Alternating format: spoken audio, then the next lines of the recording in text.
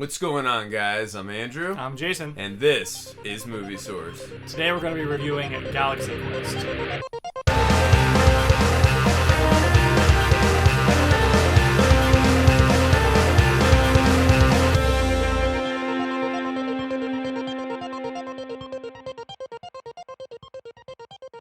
Alright, so I just want to start off by saying I remember seeing this movie in 1999, and I mean, granted, I was only 11 at the time. You know, I didn't have high standards for films yet at the time, but still, I remember I'd seen a couple of the trailers, and it looked very intriguing to me. You know, the premise, at least, you know, like a Star Trek spoof.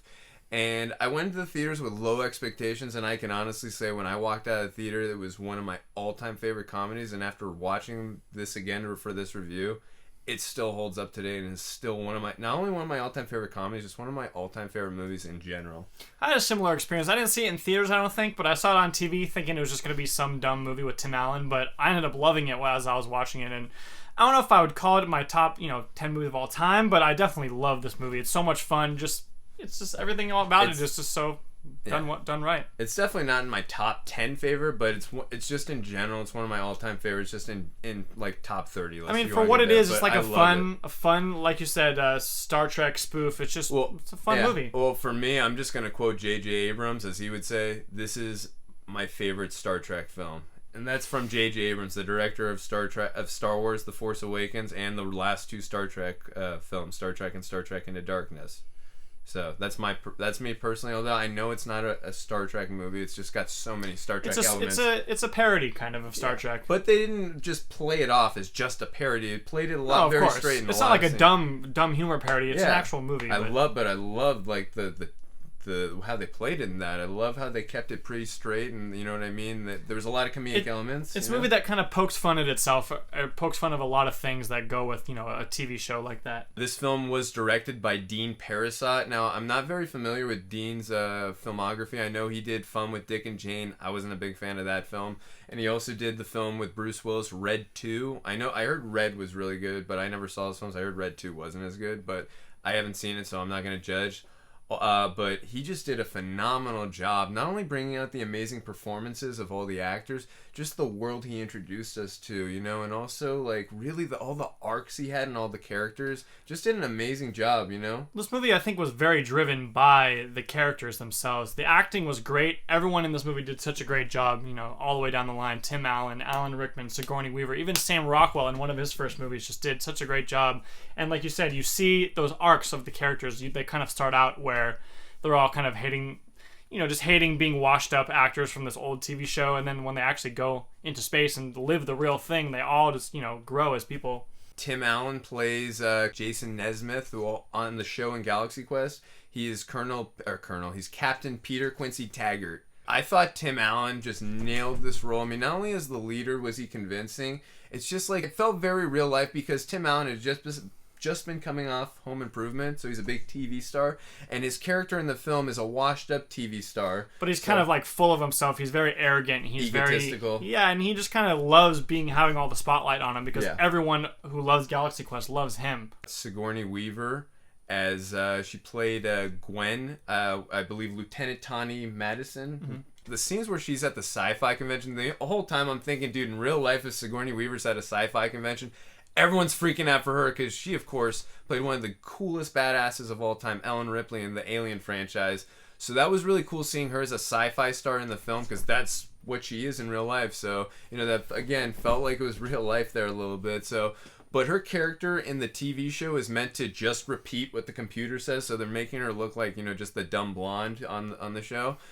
But when you see her character in the film in distress situations, just in general, yeah, she is doing what the computer says in a lot of scenes, but she's more than that. She handles her own. Yeah, she's not just there to be there. She actually, She's not the damsel in distress, which is something I get very annoyed at in films. It looks females look weak in films. So, I'm not saying she's some badass or something, but her character was strong. She had very good motivations in the film, and also just the chemistry between her and Tim Allen and the rest of the crew, like, it was just very genuine. You really felt like they were like they had known each other a long time and they had been traveling at conventions together. So kind of a love-hate thing where they all are all friends, but they've been around each other maybe a little too much, and you kind of see that animosity and that sort of fighting here and there. Alan Rickman, he's in my top 5 favorite actors of all time, and obviously we're so sad about, you know, what recently just happened with his passing, and that's also what made us want to review this film, you know, was to do it in honor of him, as well as because we love the film so much. But, you know, from him playing one of the greatest all-time movie villains in Die Hard as Hans Gruber to playing Severus Snape in Harry Potter, he just nails this role. As he's an actor. Yeah, he's playing Alex in this film. He's Dr. Lazarus, and I love his tagline in the film, his catchphrase, if you will. It's by Grabthar's hammer. At the beginning of the film, he hates where he's at. He's had curtain calls. He feels he's, you know, a way better actor than a washed up TV, you know, actor who's been typecast. And, you know, he's had 3 curtain calls, you know, so he feels he can't believe where he's at in life. Sunk low. Yeah, and also whenever people or Thermians try to do that catchphrase line to him, he gets so annoyed and he hates it. He just hates it, everything about it. He's strictly there just for a paycheck. And his character, not Alan Rickman. Alan Rickman never phones it in. I mean, his character, he strictly just wants to be there for the paycheck. And I love at the beginning where he's like, "There's nothing you can do to make me go out there. The show must go on. Damn you!" I love his character, and also the way the character grows in the film. Later on in the film, one of the Thermians that we meet, Quellic, he gets who befriends actually Dr. Lazarus, Alan Rickman's character. And in the film, he tries to say, by Grabthar's hammer, Dr. Lazarus, and Dr. Lazarus says, "Don't do that. I'm not joking." Right? And so he goes, I'm sorry, sir. Like, you can tell, this guy's a personal hero to him. And he even says it when he's dying there, after he's been shot, he goes, You're my hero. You're like a father figure to me. So, and then Alan Rickman, or Dr. Lazarus's character, rather, he says to him, he says the catchphrase, by Grabthar's hammer, by the sons of Warband, you shall be avenged. And in that moment, you felt, it's the way Alan Rickman delivered the line was so heartfelt, so genuine, and he fully is buying into who he is now. It's the end of his character arc. He's finally reached that point where he actually cares. He actually gives a shit, and he's not just like... Yeah, and also he understands how important his character is to everyone. It doesn't matter if he's not happy with where he's... This character and this person, Dr. Lazarus, is so important to so many people, and now he buys into it. He is Dr. Lazarus now. Yep. Just such an amazing character arc. I mean, and he just nailed it. He's for me the standout. He's the best performance in the film for me personally. Mm-hmm. Another great performance kind of came out of nowhere was Sam Rockwell. This is one of his earlier movies. I mean, we all know he's a great actor, but Teenage Mutant Ninja Turtles. But yeah, but back then, I mean, he was kind of relatively unknown. But like I said in the movie, he's the plucky comedic relief, and he kind of like, he doesn't steal the show, but he sort of like draws attention to him. Yeah, he's so funny in this movie. I completely agree with you. For me personally, I'd say he's my second favorite performance in the show. And as we were talking about earlier, for someone who's like the 8th person in the cast to be your second favorite performance in the film, he's very impactful. He's, as you said, he's funny. He's the plucky comic relief.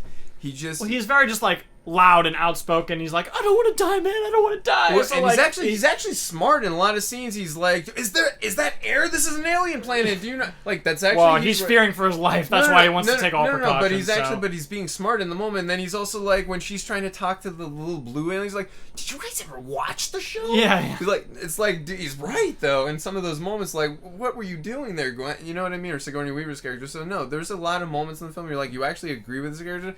Other moments where he just makes you laugh out loud, and also, and not to mention, he looks at Sigourney Weaver's boobs every single time he's around her. Every scene that he's noticing. They kind of make it a point to like he's like. Absolutely, that was funny, and also the part at the end where it's now the New Adventures of Galaxy Quest when he looks in the camera and he goes, every time, I'm telling you, for a moment, when you know a moment is good comedic is when you've seen the same scene 50 or 60 times. Yes, I'm admitting I've seen this movie 50 or 60 times, or probably more, who knows. But the point I'm making is when you've seen the same thing that many times and you still laugh as loud that many times, it's a very funny moment, and there's so many funny moments in this film. And this movie has just the right amount of cheese in it. Like, a lot of things about it are very cheesy, but it's kind of supposed to be like that because, like we said, it's like a Star Trek spoof, even though it is its own movie, but it has the perfect amount of cheese where it's still smart, but like you're saying cheesy things, you know? I completely agree. This movie is so smart. I completely agree. The whole film, I'm like, that's brilliant. That is genius. I love what they're doing here. That's so smart. Well, the script is well written. Oh, very well. The movie itself is just well written. The screenplay is really good. So absolutely, no, I agree. And also, we got to talk about who we got. Darrell Mitchell playing Tommy Weber, young Laredo, and now he's grown up Laredo. Mm-hmm. I thought he played, like, again, his character arc, I guess you could call every character arc for all of them is they kind of started off as a little bit of cowards and then they became real space astronauts at the end, I guess you could say. From actors to real there heroes. You go. Exactly. But I would say with him, like, and he's really, like, scared and a coward. And he's kind of like another comedic relief character, too. But oh, for sure, comedic relief, absolutely. And but the first scene of him driving out, he's like, I'm glad I'm not the commander, I don't have any pressure. And he's like, take us out. Excuse me? What? Like, and then his look is like, oh man, I'd have that same reaction, like, I gotta fly the what?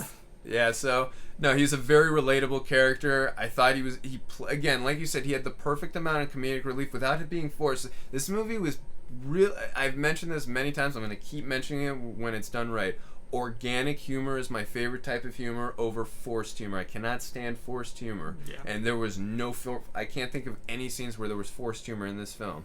And it was just the right amount of playing it as, again, they didn't really play it as a total-on spoof, but there were some scenes where they did, and other scenes where they played straight on. I thought there was a perfect amount of mixture of that. Yeah. So, also, we got to mention one of my favorite performances. When I say one of my favorite, I can't think of a bad performance in this film. There's or a performance that's weak, honestly. But another one of my favorite ones is Tony Shalhoub as Tech Sergeant Jen, who is and his character in the film where he's not in Galaxy Quest is Fred Kwan, and Kwan's not his real name, he says. But I thought, again, a character starting off as an actor and then having that arc, just he doesn't know how to control. I love when he's having all the aliens. He's having Squeak from Basketball. He has the rocker.